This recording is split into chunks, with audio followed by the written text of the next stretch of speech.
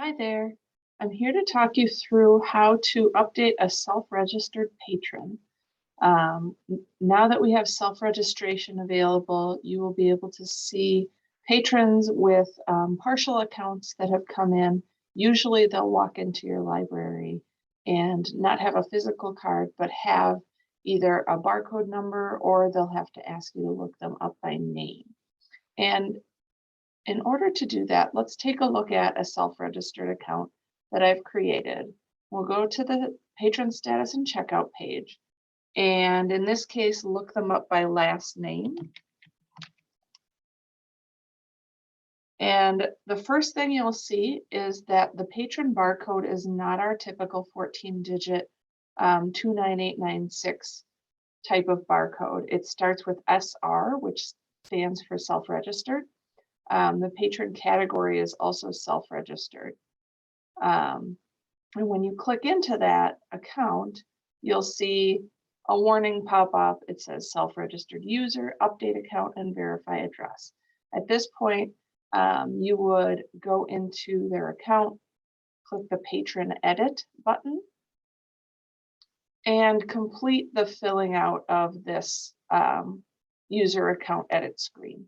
So you would replace the self-registered barcode with one of your 14-digit library card numbers.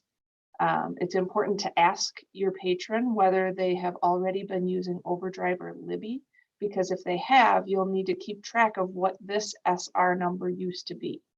So what I'm going to do is copy it, and I'm going to put it down here in a comment, just to hold on to it so we don't lose it. Now we'll be able to type in or scan a new blue library card 29896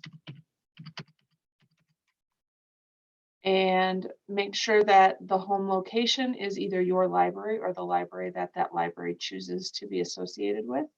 They have already chosen a password, so you don't need to fill that out. If they have a preferred first name that they used when they filled out their application, you can put in their legal name. You'll verify their address.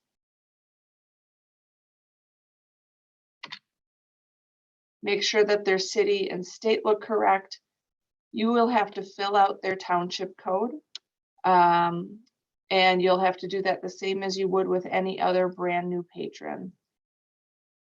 Check that their email is correct. If they want their phone number to be a cell phone so that they can receive text messages, you would fill that out.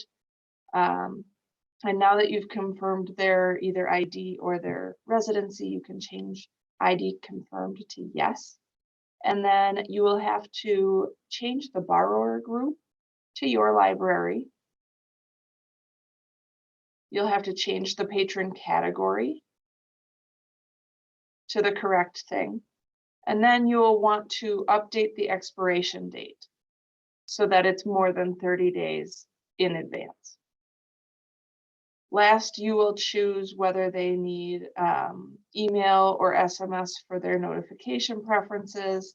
If they choose SMS, you'll pick a mobile provider and then submit. And now they have a full library account. So if you have any questions or any concerns about the self-registered patron update process, please let me know, and I'd be happy to assist. Thank you.